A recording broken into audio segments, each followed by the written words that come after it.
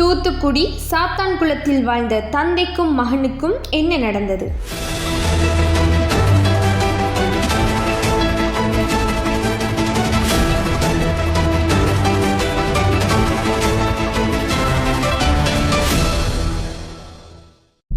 தூத்துக்குடி சாத்தான்குளத்தில் வாழ்ந்து வந்த பென்னிஸ் மற்றும் அவரது தந்தையான ஜெயராஜ் இவர்கள் இருவரும் கொரோனா காலத்தில் இரவு வேளையில் ஊரடங்கு சட்டம் அமுல்படுத்தியிருந்த நேரத்தில் அவர்களது கடையை திறந்து வைத்ததனால் போலீசார் இவர்களை கைது செய்துள்ளனர். இதற்கு முன்னர் ஏதோ ஒரு சம்பவத்தில் இவர்களுக்கும் போலீசாருக்கும் இடையில் சிறிய கருத்து வேறுபாடு இருந்திருக்கின்றது எனவும் இதனால் தான் அவர்கள் இருவரையும் கைது செய்துள்ளார்கள் எனவும் தெரிய வந்துள்ளது. 2020 ஜூன் 19 அன்று இவர்களை கைது செய்துள்ளார்கள். ஜூன் 19ஆம் தேதி தொடக்கம் 21ஆம் தேதி வரை அவர்களை 10 போலீசார்கள் சேர்ந்து கடுமையான சித்திரவதைக்கு உள்ளாக்கியுள்ளார்கள். இதன் விளைவாக 22ஆம் தேதியன்று இவர்களது உடல்நிலை சரியில்லாததால் வைத்தியசாலைக்கு சென்றுள்ளார்கள்.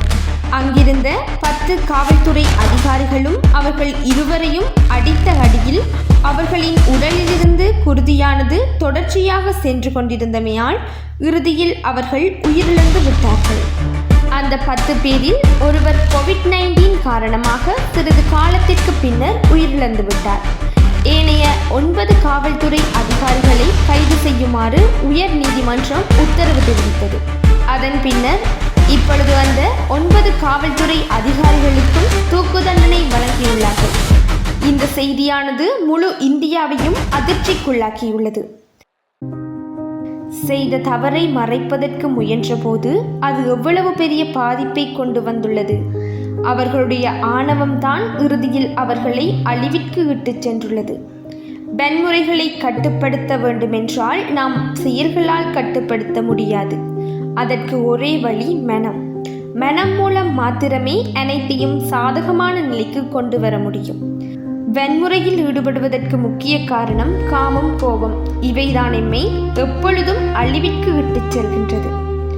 ஒருவர் மீது காமம் அல்லது கோபத்தை கொண்டிருக்கும் போது அங்கு சுயநலம் மாத்திரமே இருக்கும்.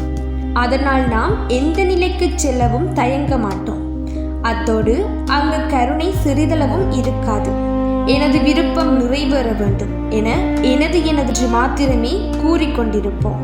ஆனால் நாம் அனைத்தையும் சரியாகவும் சாதகமான முறையிலும் செய்ய வேண்டும் என்றால் இறைவனுடன் எமது புத்தி எப்பொழுதும் இணைக்கப்பட்டிருக்க வேண்டும்.